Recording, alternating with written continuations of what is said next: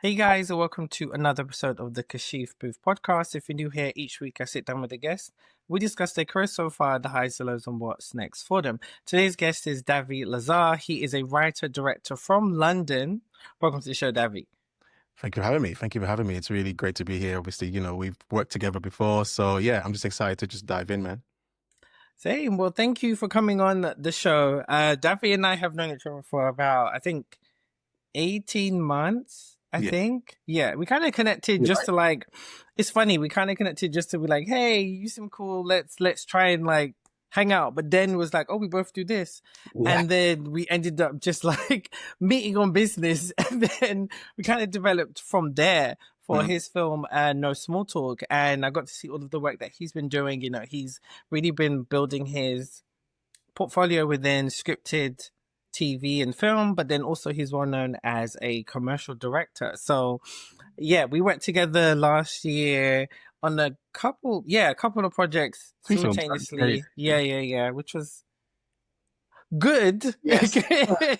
Yes. It was good. We Yeah. enjoyed working together, Yes. but other things just were very, as you know, Well, if yeah. anyone listening, if you work in film and TV, you know how it is. Mm. So yeah, so we had a good time.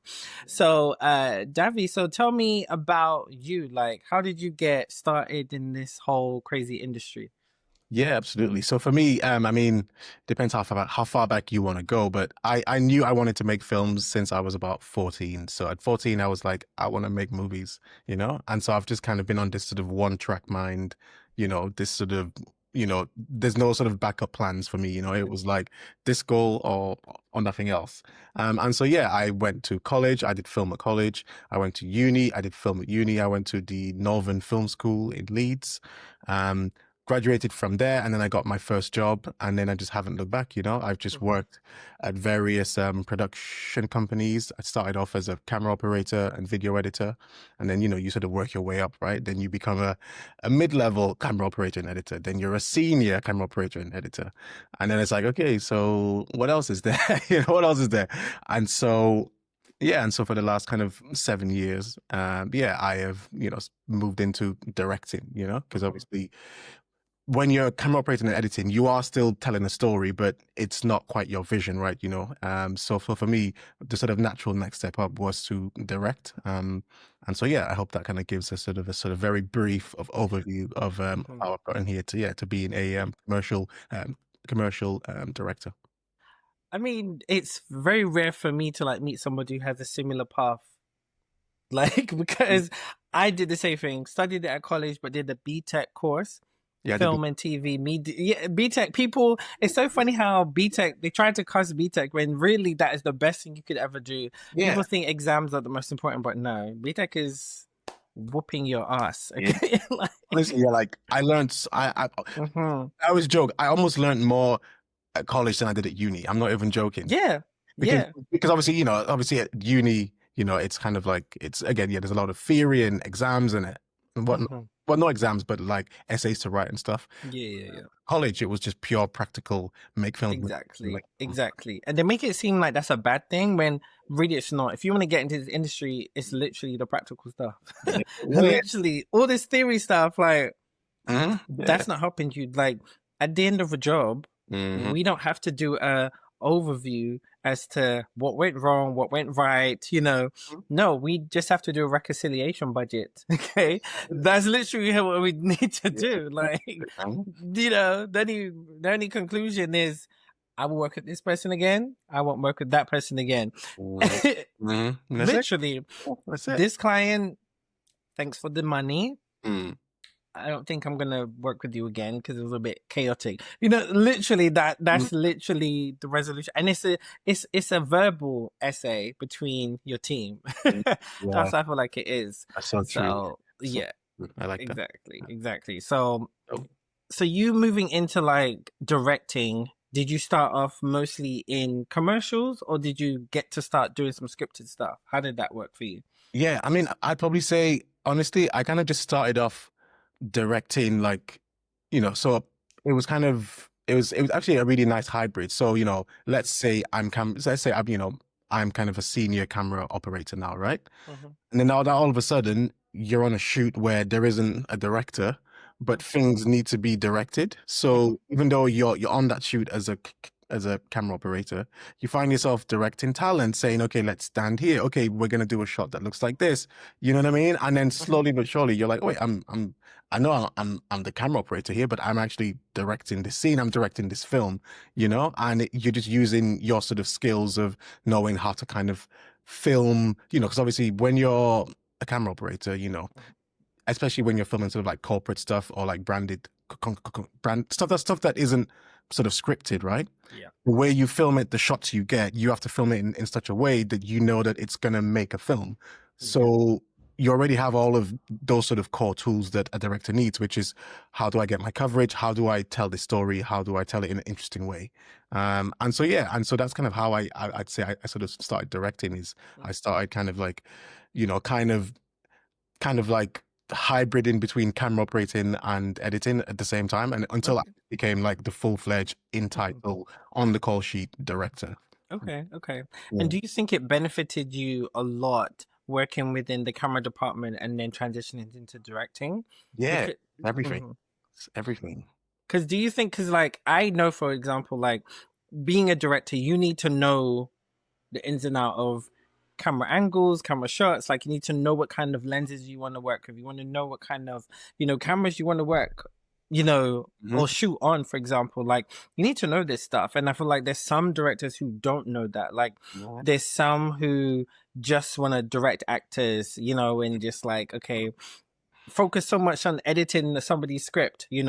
So do you feel like it's more important to come up that way, or do you feel like they should come up more so in like the scripted producing route? Yeah, absolutely right. I mean, it's tricky, isn't it? I guess everyone's sort of path and everyone's journey is different. Obviously, if you're a director that's not that experienced with cameras and the sort of technical side of filmmaking, you can still make films. Obviously, you know, if you have great stories to tell and you have like a vision for the sort, you know, for the sort of characters and just, you know, and kind of how to kind of, you know, create the sort of mood Mhm. of the film. But what I will say is if you can't kind of like speak the language of your crew might end up running rings around you. And then people kind of like can sort of mess you around, you know? So I think it leaves you vulnerable as a director if you Mhm. have no technical sort of knowledge of the filmmaking Mhm. process. I think it leaves you sort of vulnerable for people to like undermine you. I agree, and I think I've seen like different parts of it as well, and I've also had like directors tell me their experiences. Like sometimes, like the higher up they end up directing, like for like mainstream streaming platforms or networks, like they've had like sometimes like do a piece for like they're the boss and they're in charge and they're running things, and so they've completely undermined the director, and like she's not even getting all her vision, you know in the shot, or he's like trying Yeah. to mansplain or like literally speak to her like a child, like, well, this is what we do. It's like, who are you talking to? Because some people have these like egos, but then on the flip side, when I was working on this documentary on BET UK a couple of years ago, like the director that we had was very much just on shots and lighting and the backdrop, and then when it came to like the interviews and like during the talking head interviews and talking and answering questions or trying to get key talking points, it was zilch. The senior producer was doing all that. So it's like, so who's actually directing here? So it was so like, so this, and I feel like that's that's the weaknesses in some people's like directing skills, because it's like you can be great at that, but then maybe you're not a director. Maybe you're just somebody who's, I don't know, an artistic director, or maybe you're just great with shots. Yeah, Like absolutely. because I was excited to see what this director was going to bring, and I'm just like, oh, Mm. okay. So yes, I think it is like it's a happy medium. But for you, as like being a director, you've done like scripted, commercials, and even documentary as well. Mhm. And some people may be listening and they don't know the differences between the directing styles. So like when you're directing, let's say a documentary, what would you kind of how would you speak to your like the people you're interviewing with, or like what's the kind of like sequences or time lapse you would choose? Like what's the kind of creative decisions you'd make when you're directing a documentary? Yeah, absolutely. So I mean, I'm trying to think. I did a documentary. So I did a really cool documentary with this dancer, who basically kind of like graduated from dance school during COVID. Hmm. And so yeah, and so I kind of wanted it to be sort of half documentary and then half like experimental dance film or dance film or whatever.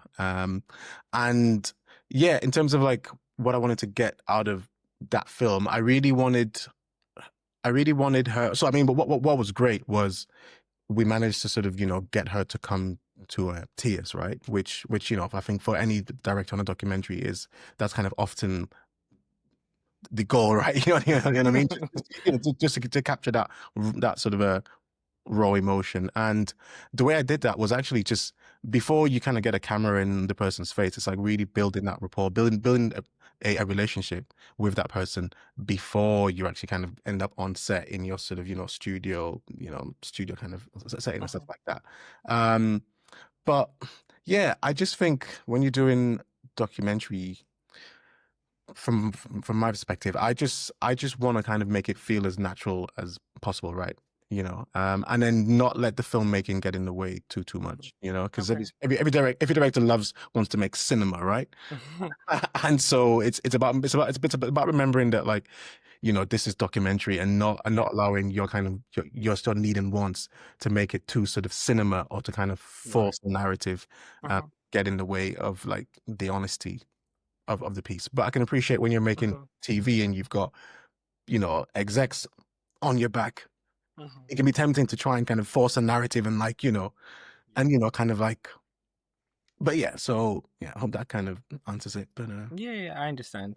And like you've obviously done a lot of commercials, and mhm. sometimes like commercials, like you said, like you have executives, and you not only have like because I've done it as well. You not only have like the executive producers, the creative directors, the clients. You've got so many people you're answering to when you're shooting or directing a commercial, even though it brings in great money because we all know the rates are amazing. Sometimes, What? yeah, Hey, well, if they're APA rates, then yeah, yeah, and you get, like that's the thing. If they're APA rates, then yeah. So mm. like, how do you find it sometimes creatively like limiting doing commercials when you're doing it? Like, do you find that, or are you happy just because it's like a job and you can just kind of do whatever? Yeah, no, absolutely. So yeah, I mean, for sure, right? What can be really frustrating is clients have like a lot of conflicting needs, and and so for example, I recently did a shoot where I directed and edited a shoot for a company that does medical cannabis. And it was an amazing project, but cannabis is not legal in the UK. And even though you can get it medically, there's so much red tape, there's so much sort of there's so much hoops you have to jump through as a company, and you can get in trouble really easily.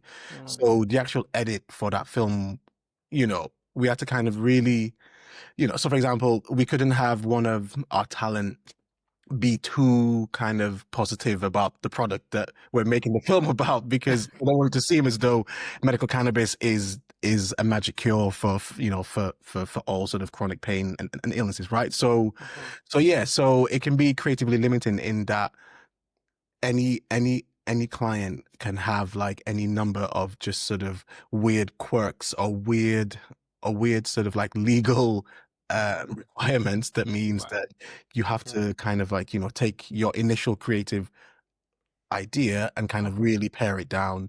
Mhm. So yeah, so I think that can be really tricky. And then another fun example I always give about that is I've done quite a few films for Ford, the motor company, and because they're a global car manufacturer.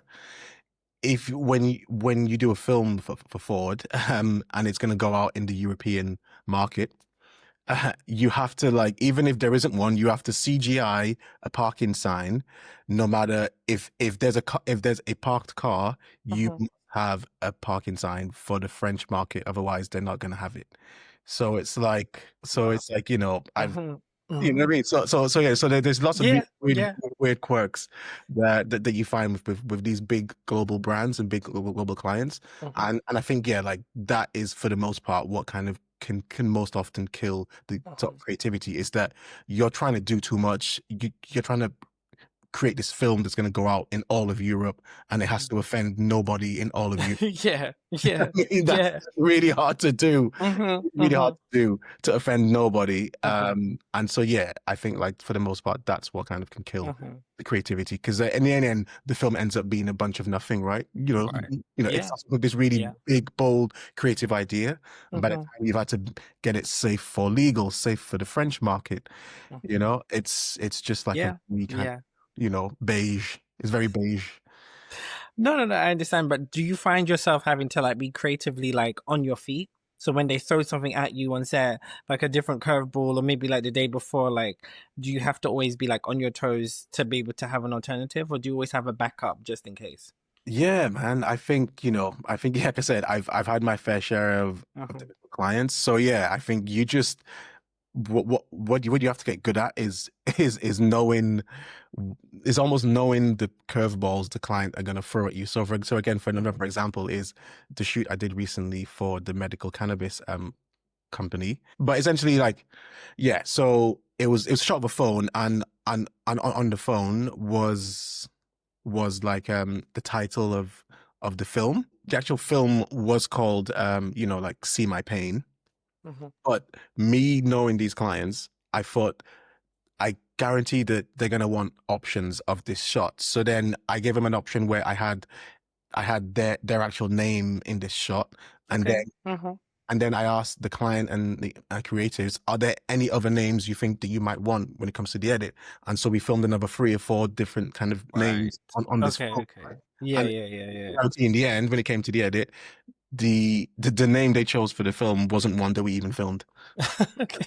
So even with me giving them all Mhm. options, right? Me Yeah. trying to cover all bases, me trying to Yeah. imagine into the future, Mhm. they still went with a name that like I could not foresee. You know what I'm saying? And Oh my so gosh. and so Yeah. and so yeah, it's just about you kind of doing everything you can to kind of know that clients like they're not filmmakers. I'm the filmmaker. I'm the expert here. And you have to literally hold their hand and kind of, Mhm. get this thing over the line.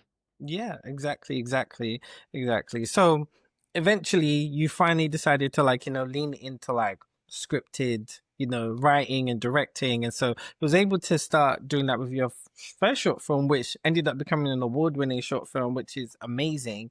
So tell me about that process. Like, how did you come up with the concept and, how did you, yeah, just bring it to life? So yeah, my first short film, you fit the description. Yeah, that was just one of those, like, when you get a creative idea and it's like that sort of Hmm. lightning bolt. It's so simple. It's such a simple concept. And the concept is what if it was a police officer that was being stopped and searched?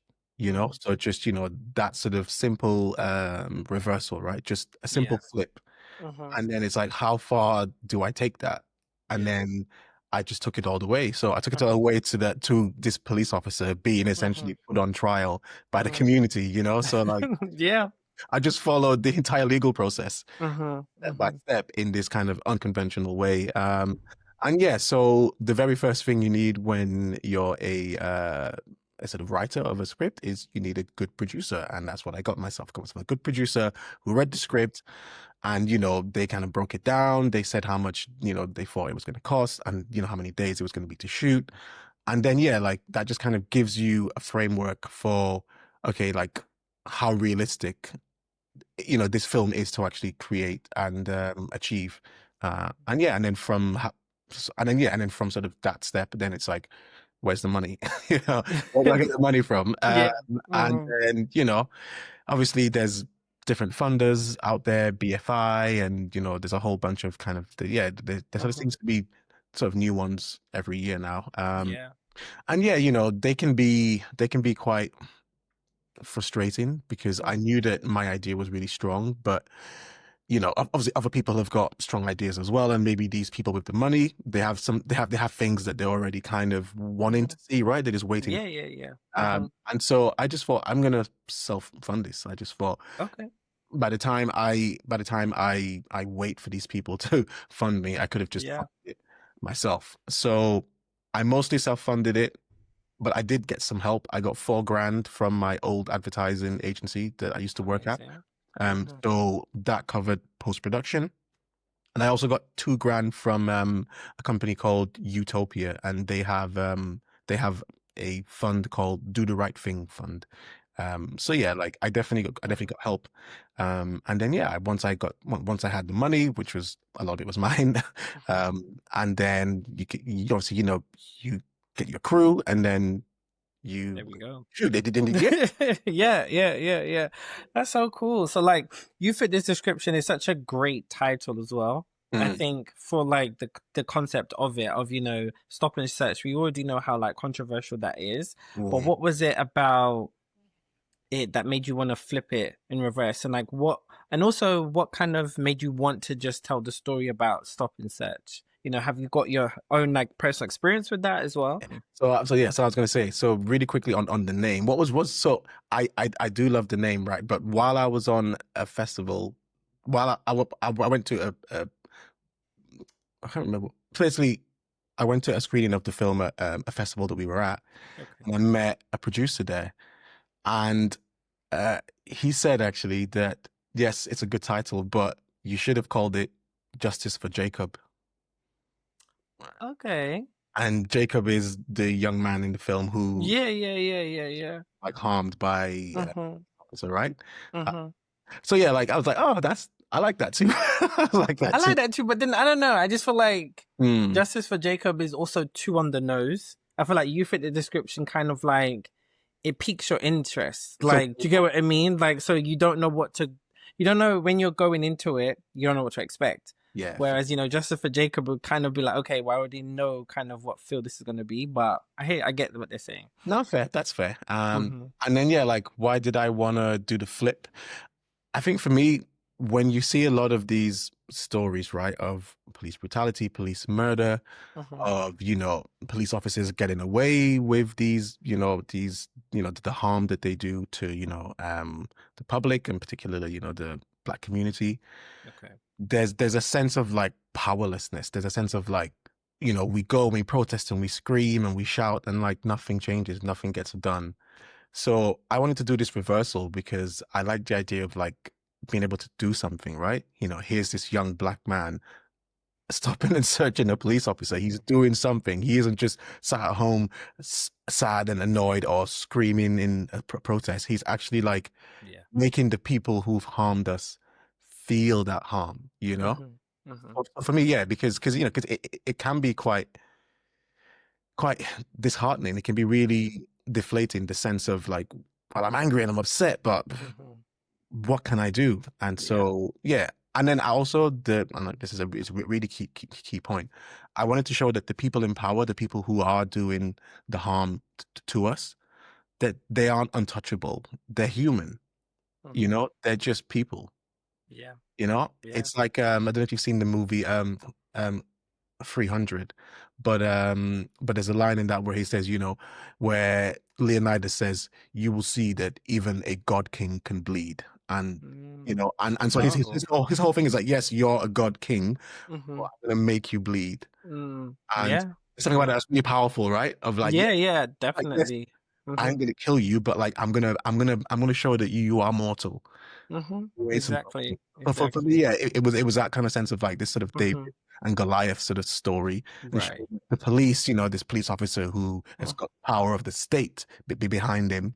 He's just a Hmm. man. He's just in this moment. He's a scared man, Hmm. Hmm. uh, and it's like showing the power that we have as a community when we come together. Yeah. I love that. I love that. And you are very passionate about like telling stories that I feel like people can relate to and like have a strong message, and you're really passionate about like men's mental health and creating like a community of like men speaking, like and having those like real conversations. So like where does that come from? Because I know you approached me about a film called No Small Talk, but I know you're developing that into like a feature film now, and you've also created a new platform, Yoga and Pints. So what's like why is it you're so passionate about like, men's spaces and having that safe space? Yeah, because Real talk. I've been pretty fucked up as a man, you know. Okay. Yeah, I've gone on a really long journey with my masculinity, and I just when I think back, if you ask my like wife, right, she'll tell you when she first met me like 5 years ago during lockdown. I was a very angry man. I could not control. I could not properly express my emotions, and it just so the only way I knew how to express it was anger and frustration, right? Um, and what's great about that is even in 5 years, I'm unrecognizable, as a man, as a person, because I've found a way to kind of unlock my emotions, to kind of be able to process emotions. And I think, you know, I can safely speak for myself and a lot of men in that I think a lot of men, we haven't quite got the tools to manage our emotions, to express them in healthy and kind of like safe ways. Mm-hmm. And I think a lot of men suffer. Like I suffered so much because I was unable to like properly open up because, I was going through the worst breakup of my entire life. And I remember I was so bonkers. Like I spoke to no one about it. Not Mm-hmm. one friend. I just kind of carried it. I just burdened it for like Mm-hmm. years, just thinking, yeah, I'm just gonna power through, and it's now, yeah, I just find that so unthinkable to like shoulder such a traumatic event just silently and quietly, inside. And so for me, I just wanna, so that's why I'm passionate about this stuff because I don't want any other men to like silently Mm-hmm. go through, like traumatic events to silently just sort of be in pain.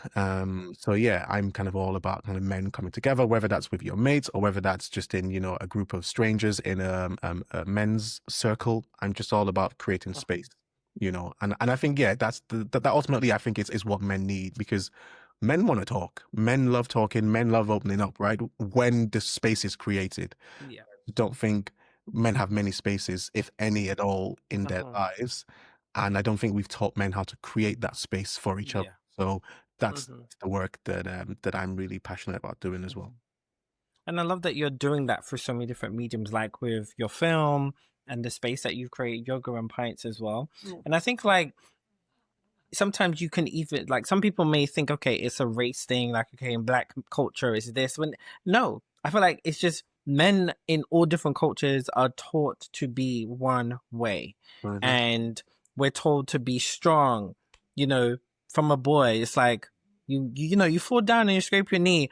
Stop crying. Why are you crying for your boy? Mhm. Man up. Like, why are Mhm. you doing that? Like you're already told that, okay, you're not allowed to show your emotions. Like, and if you do, it makes you weak. Or like, you have other, and sometimes it comes from like the woman in your family as well. Yes. They'll compare you to like other boys, like, oh, well, your brother can do this, or your cousin can do that, or Jimmy down the road can do this. Why can't you do? And they're putting you down. So Mhm. essentially, you're building this wall up, you know, Yeah, that's you're so true. building this wall up and you don't even realize you're doing it. And so when you get to the point of adulthood and you're going through things, you don't know how to process your emotions. You don't know who to talk to, and sometimes you have a very like surface level, like relationships and friendships, and you don't even really know each other. I think for me, it's different because I've always, not always, but in a certain degree, been always a truth teller. So I Yeah. just kind of like wear everything on my sleeve. Like I will try to like hold it down, but then my body language is saying a whole different thing, you know? And Speaking loudly, yeah, yeah.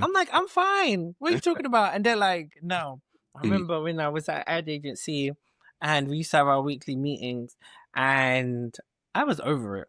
mm. But everybody else was like, oh, loving it, and I'm listening and I'm just not even paying attention. But my colleagues, they'd be laughing at me because they're like, they can't look at me because I look like I'm over it, So I'm trying, but I'm literally like they're cracking those dry jokes, everybody's like chuckling and I'm just like, Mm. okay. And so it's a thing of where you struggle, but I get it. And I think I've had like a lot of friends like that Mm. where like they are a little bit, how can I put it, like I've confused them or made them uncomfortable because of like how forward I am or how I talk, you know? And it's like they're trying to open up, but then they're like, they're struggling and they're like, I don't know, you know? And then it's this back and forth. Like, I remember like one time a guy who I've been friends with for years, like, he invited me to his birthday dinner. I was like, okay, cool, yeah, sure, I'll go. Then I'm there, and then there's a moment where we're just him and I talking, and then he decides to like he creates a like, okay, well, the reason why I invited you was because it's like, and at first I was like, wow, I was an afterthought, but then when I realized later, no, he's like, because he's not used to like being able to communicate his emotions or to say, well, you know what, I like you and I wanted you here to celebrate my birthday, Yeah. but we haven't had that kind of, so I just want to let you know, okay, this was the reason, you know, and it is a struggle and we need more of these spaces and we need to like teach, you know, the young kids like coming up, like, this is how you're supposed to talk. Yeah. And people wonder why like the Andrew Tates and all of those like toxic male podcasts. What was that guy who died with that prostitute? Kevin Samuels, I think it was. Yeah, like all these type of men. That's why young boys are gravitating to those things, and the reason why they are is because society, especially if you're like, let's say they're 18 or very early 20s, Mhm. they've kind of, in my opinion anyway, I feel like they've grown up in a society where they've seen so many communities that are catered for inclusivity, like for women, female empowerment, you know, like, and so they're constantly told, well, this is misogyny, this is what men do, you guys are wrong, you're not supposed to do this. Okay, but they haven't even contributed to society yet. But you're telling them everything what they like is wrong, being masculine, all this stuff. So that's why they lean to Andrew Tate. And then you're creating the next generation of demons. Yeah, But if you yeah. create like great spaces like what you're doing and so many other people, Mhm. that's how it goes forward. So I love what you're doing and I love the message, you know? You know, appreciate that. Appreciate that a lot. Yeah, it's great. Yeah, and you know, and yeah, so for me, yeah, like, you know, in terms Mhm. of yoga and pints, yeah, you know, I've been doing yoga for about kind of 8 years now, and I've Okay, been amazing. going to men's groups for about 6 years. You know what I'm saying? So for me, I just thought, why not just combine these two things? You know, because yeah, I think a lot of sort of men's groups, you know, a lot of them tend to be online, right, and sort of Mhm. virtual. So for one, I was like, if I do a men's group, it's gonna have to be in person, and there has to be no way to not make it in person because Yeah. you ain't. I mean, you can do yoga over Zoom, but it's just not the same, is it? Right? Yeah. No. It's not the same. And Yeah. also, you know, obviously the benefits of yoga are well known, right? Is, you know, it lowers anxiety, stress, it increases heart health. You know, it obviously increases your mobility and flexibility, and you know, and it does make you stronger as well. You know what I'm saying? So it's Yeah. got so many just benefits, and just on just a purely just sort of anecdotal level, I just after a good stretch, like a good hard yoga stretch, I just feel like it's like I'm floating. You know what I mean? Okay. Yeah. It's like Okay. my body is awake and it's kind of like float. Yeah. It's Okay. an incredible way to kind of connect with Mhm. the body. And again, you know, men connecting with our bodies, it sounds woo woo. It sounds a bit kind of like a bit, you Yeah. know, off in the clouds. But I Yeah. mean, our bodies are out here doing a lot of work. You know what I'm Yeah. saying? Our Yeah. bodies are Yeah. working overtime, you know, especially when we're drinking and it's hot out here. Like, you know, our bodies do a lot for us. And I think just kind Yeah. of giving a bit of time, a bit of space to connect with your body, I think is really important. Mhm. And there's something quite vulnerable because, yeah, because some of the sort of poses in yoga are quite vulnerable, right? You know, like they are kind of, for like What, the downward dog? downward dog, the kind of cat and cow, you know, where you're Yeah. in like all fours, you know what I'm saying? Like these things Yeah. as men, like you know, if you're a man with all that baggage of you, Mhm. why am I on all fours? There's a guy behind me, you know, you know what I'm saying? Like, Yeah. right? So there's so much baggage, but just a bunch of guys getting together, doing some yoga, and then afterwards we sit down and we just have a guided discussion. You know, that's what yoga and pints is. And, you know, it's just men stretching and talking. And yeah, I think, you know, and then the actual name pints, I think folks get a bit confused, like, well, what, but yoga's healthy and pints are unhealthy. It's like, well, we're being cheeky here. Pints for us is most men, well, a lot of men, when they want to connect, when they want to meet up with each other, what do Yeah. they say? Let's go They for a go, pint, right? yeah, drink. Yeah. Drink. Right? So for us, pints is really about connection. You know, Yeah. pints is about talking. It's about sharing, and we just Yeah, want to yeah, yeah. and turn it up to 12. You know, it's about deepening that connection Uh-huh. and creating a space for it. So Okay. so yes, like yes, we will have a nice cold pint, but it can be water, juice, a fizzy drink, or a Okay. beer. You know, so like it isn't like do yoga Mhm. and get pissed. You know, like that is what we're doing here. Okay. It's about Okay. and connection. Hmm. Yeah, yeah, I love that. Because I have been to some male like community or bonding stuff, and like I went to one and I only went to once, like one session, and I didn't really enjoy it. Like it was like the guy was like giving like a whole presentation about things and talking through, I don't know, conversations, and people would say their points, and then you had one guy who was like 50 something, and he was saying the most like ignorant things and like would go off on these tangents, and I was like, what is going on here, Mm. and so I was like, okay, I'm not really understanding like the whole point of this. Like it was just like us, okay, it's like he's trying to like teach men about, I don't know, like what not to do, or but then people are giving their opinions on it, and it was just like, okay, it's a bit Yeah. confusing. But then after that, they'd go out and have something to eat and like drink, and like, okay, cool. But I think it needs to be more of like a community doing stuff, where you can bond and go out and do stuff, Yeah.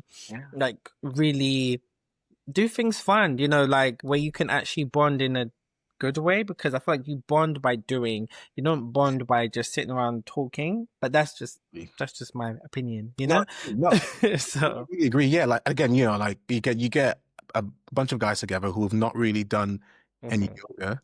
They're gonna bond over the fact that they've just done a bit of sort of yoga together, and it was difficult. mhm, You know what I'm saying? Like that's why men love kind of sports, right? We can, because yeah, this kind of guys getting together to do a mhm, thing and achieve a goal, right?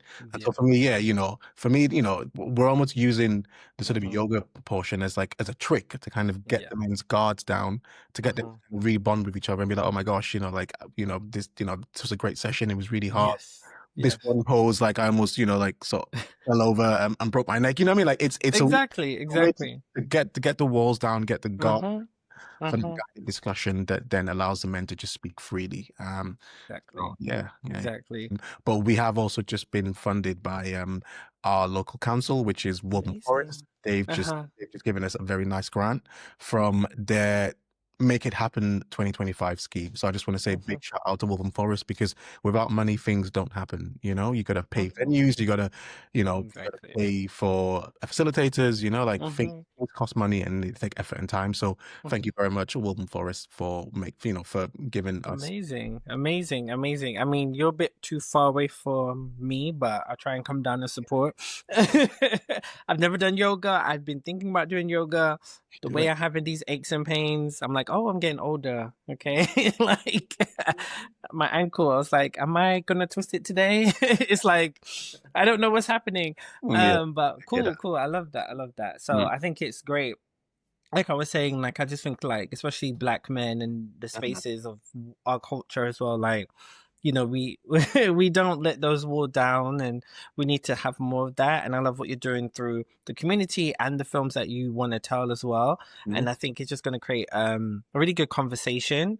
I say to people a lot of the time, like I don't feel like I've ever seen myself like represented as a black man in media, because I've not seen people who are like me, Mm. like who are talking like me, or carry themselves the way I do, or the career or the circles that I'm in, like where you go out and do stuff. And so I want to see diversity of black male roles, and show like, yes, we all are black and we have a certain experience, but we're also not all a monolith.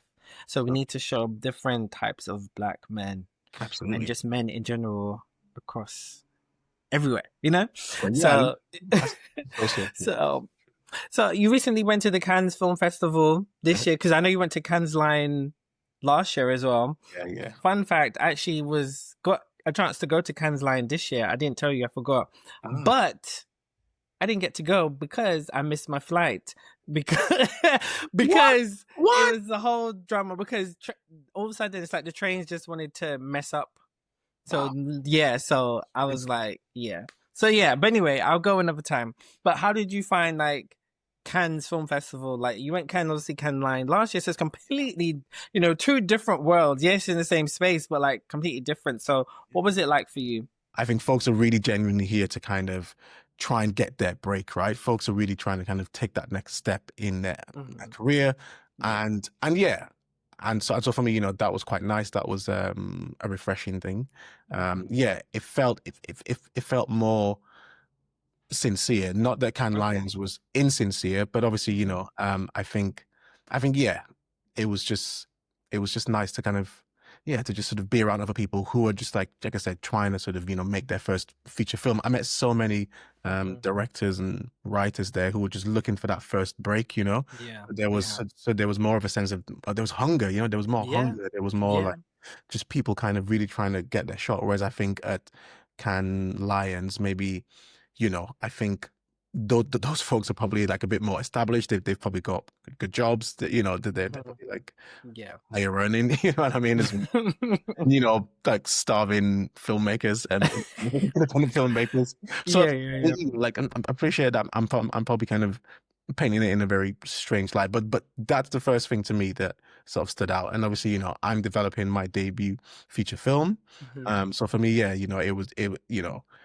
yes, I am working in commercials, but in terms of kind of like wanting to move into sort of narrative, it was just great to just be Mhm. there.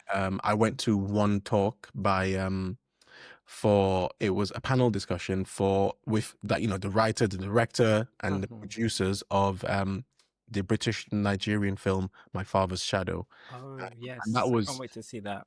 it's and that was just one of the most inspiring talks that I'd ever been to in my entire life. And the reason was you really got to see like the whole journey of kind of how the director kind of like ended up in front of Ava Yates, who is the director of BBC Film. Mhm. And it was just so great that, yeah, essentially what happened was the producer of the film emailed Ava saying, hey, there's this guy, he's a director, he's doing really incredible work. He's working in commercials and fashion films, but he's got like just an absolutely great eye.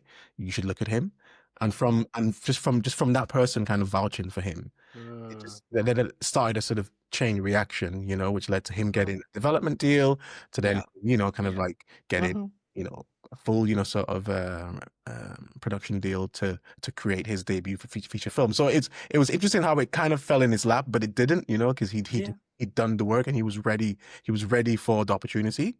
But it was just so inspiring seeing like the kind of mechanics of how you get to make your first feature Yeah. film. And I just loved it. I was just like, Mhm. I was just burning with, I was just like, I want to go, let's go. I was like, come on. Yeah. Yeah. Yeah. Yeah. Great. Yeah. And what was nice was they were all there on stage, like Mm. away from me. So then I just went and spoke to them. So Love yeah, that. it was really beautiful. So yeah, I think like because it's different. Like Cannes Line is more like advertising. It's very corporate. Because yeah, advertising seems fun, but it's very corporate. yeah, it It's is. very very corporate. A And lot of like big it's not brands. like Mm. pardon. It's like just like a lot of big brands everywhere, right? Yeah, there's Like a lot of big global presence brands. brands. Yeah. And like with the film festival, it's like there's so many events. Like you think, okay, it's not even just in the heart of Cannes. Outside of Cannes, you've got other stuff going on. Villas, And houses, there's all. exactly. Like there's so many things going on. And like it's a great space to network. And what I mean by that is like everyone's so eager and hungry. It kind of reminds me of when I'm in America. Mm, Like, everyone wants to connect, everybody wants to talk, and and it's nice because it kind of, if you're a shy person, it kind of makes it easier for you to like, okay, does. yeah, let's connect, let's talk, and it's really good like that. And you're meeting because it's like literally the hub of the film industry across the world. So you're meeting people not just from the UK, but France, Spain, Russia, or maybe not Russia, but Yeah. Poland, America, people from the Caribbean and Africa, like so many people who are like working so hard to bridge the gap, or take their career to the next level. So it's such a great experience, and you leave being inspired. And I think don't go into it. I think my advice is like, don't go into it. Okay, if I don't get a deal, then I failed. No, go into it to just enjoy. Okay, Time was- enjoy it. yeah, it was your first See time as many going. You went people. with a deal. Like just accept that. Exactly. Accept that. Watch films. Listen, I went and I had to go to the main. I can't remember what it's called. The main hall, right, where Yeah. they have the film. Like all I saw was Mad Max Furiosa, whatever. Yeah, I didn't care about that film. However, I needed to be in there Yeah. just because I said that. You know, like was Of that film course. good? No, but I just used to be in there, you know. But I Yeah, saw yeah. some great short films as well. Mhm. Like some Chinese filmmakers when I was there last year, such really great high quality films. So, you know, Mhm. you can see so much, and that's the great thing about it. So yeah, it's expensive in some cases, but then it's not. But I'm like, we live in London, so it's like, is it really? Same, yeah. Exactly, We can London. exactly. Yeah, so, you know, Yeah. But I'm like, happy to hear that went well and yeah, that you're writing and doing all that kind of great stuff. yeah. So we worked also last year and we had Ralph Ineson in a short film, Give a Book, Mhm. which was by the charity Give a Book, Yeah. you know, very on brand. Yeah. And, you know, obviously, and I think you did two films with Media Trust because I know it was like under Media Trust who were creating these like 10, was it 10 or 10 plus? There was loads of short films they were Oh, doing. yeah, that they did last year. Yeah. It was, Yeah, and so you know that was a really great experience, you know, mm. and just being able to work with Ralph Innocent, you know, and we pulled that off in a few. Was it? How long did we? I think we pulled that off in a few weeks. I can't remember. I think, well, it was a few months in the end, but you know, Hmm. but yeah, like it was because we kind of kept pushing it back because we kept kind of changing our venue on the approach. That's Like, it. yeah, so Yes, it yes, was funny yes. actually. Yeah, like that film was kind of stuck in, I guess, the equivalent of development hell Yeah. for like a few months because we couldn't decide on how Hmm. we're gonna tell this story. So yeah, Hmm. Hmm. it was funny. And that was great. And it did so well. It's so funny because the other film I produced, I think won the top award, but then this came runner up. So I was like, oh, okay. That's amazing. So, Yeah, that was hey, but wicked. it was a great. I think it's very, because it's like both films obviously were like, they had to be like 90 seconds. So it's like, I Mhm. think the great thing about short films is effective short films are able to tell a powerful story and a good story within a short amount of time. And Yeah. that's what good filmmaking is. If you can do that, it's great. And that's what you did with Give a Book. You know, I don't know why that's not being, that should be a main commercial on TV. Because it's like you pulled off like the narrative so well within the script, but it's also like commercially viable. And Mhm. that's where I love seeing your skills as a director because I'm able to see like how you're able to know how to do things commercially, but also stick, you know, get the main story told, and that is rare. Not everybody can do that, so I loved that. Oh, So, thank you and it for came out so that. good. Appreciate it. So yeah, Yeah, no, it's no, interesting you're welcome. because it is, yeah, because essentially it is it's a 2 minute short film, but Yeah, it's also a 2 minute commercial, right? So it's a short yeah, and a commercial kind of mm-hmm. much together. Yeah, And yeah, you know, yeah, it was, yeah, like I said, it sort of took months to kind of end up at that final format. And then and yeah, I just kind of I think my kind of years. So I've been in the industry for about. I've been making films as a professional filmmaker for about 14 years now, mm-hmm. and as I said, you know, I started off as a camera operator and an editor, right? And I think when you kind of get, you know, good at this stuff, what you become very good at is is efficiency. You Yeah, know, mm-hmm. it's like I'm sure we've all met someone who you kind of ask them to tell you a story, and they tell you a story that starts off here and it goes up there, and you're like half an Yeah, hour later, yeah, the person's still talking, you know. Whereas a good yeah, storyteller, you know, mm-hmm. can give you that story, boom, boom, Mm-hmm. boom, boom, boom, Mm-hmm. stick the landing, you know what I mean? Yeah, yeah. And so yeah, I think you know that's what my sort of 14 years in this industry has sort of given me. But you know, I've still got much more to learn. Yeah, of course. But and it shows, but you know, I think it's great to hear you say that because we may have been into industry, we may have been in this industry for such a long time, but we're always learning new things. There's so much to learn. There's so many levels we haven't reached yet. So it's like, you know, and I think I always say this on the show, like if you meet somebody who acts like they know everything, run. Because they're Yeah, the worst people to work with, you and have to. you know that too. So you Yeah, know, so it's great to see that you're still passionate and yearning for more, just like myself as well. that's So that's really good. yeah. So what else do you have like going on besides the feature film? What else have you got going on? I mean, honestly, I mean, the feature film is the main thing right now. So at the moment, yeah, I am spending the month of July kind of basically gonna. I'm just like this is my writing month. So the plan is to have a first draft of the script. Nice.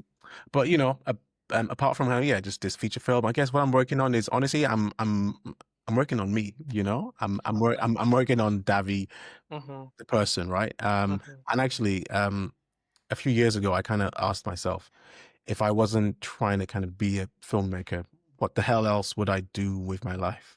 Mm. And I didn't have an answer, right? I didn't have an answer, and that terrified me because I think what happens is when you only have one goal, which is like become a a world class, just become a director working in film and Yeah. Mhm. TV, right? That's your only goal.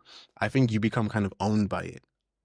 I think it then owns you, and you need to be able to walk away from a thing once it stops serving you, or just once like maybe it's just not going to happen. Being able to say, you know Mhm. what, this is not for me. Yeah. And so I finally got the answer to that question about 2 years ago, and the answer was first help me and then help other men. um, so for me, yeah, that's kind of what I'm working on right now. Just Mhm. trying to be a good husband, a good brother, a good son, a good friend, a good ally, you know, to yeah, that's what I'm Yeah. working on right now as well. I love that. I love that. I love that a lot. Well, Davy, it's been great speaking to you, hearing about your career, what you're doing, and yeah, it's been really good talking to you. So, where can people find you, like on social media, to see keep up with your work, and where can they find Yoga Pints as well to maybe come if they're in the Walthamstow? You said Walthamstow, right? Or Waltham? So yeah, that's it. Okay. See, I don't know East London. Okay, I'm Right. South. Okay. Yeah, yeah. Different Yeah. Where worlds. can they Yeah. find like Yeah. yeah, like all the what you're doing on social media and stuff? Yeah, absolutely. So if you want to find me on social media, it's Davy Lazare. So at Davy Lazare, pretty much on all my social media. So that's LinkedIn, and Instagram. And to spell my name, it's Davy. That's Davy, and then Lazare. So yeah, just type that in and I'll come up. And then to find yoga and pints. It's literally is yoga and pints. So yoga and pints. And type that in on Instagram and we'll come up. And then we've got a website as well. Yeah, our first session for yoga and pints is on July 28th. So yeah, if you want to sign up, please sign up. Sorry, girls, no girls allowed in the name. So yeah, Awesome. men only. And yeah, like I said, it's going to be a beautiful space. It's going to be a community, a brotherhood. No egos, no expectations. Just come as you are, and the rest will take care of itself. Amazing. Well, thanks again, Davy, for coming on. It's Appreciate been it. really good. Thanks, It's all Happy. right. Well, thanks, guys, for listening. You can follow me all on my socials. You know them. There's a bunch of them. Stay tuned for the episodes coming soon.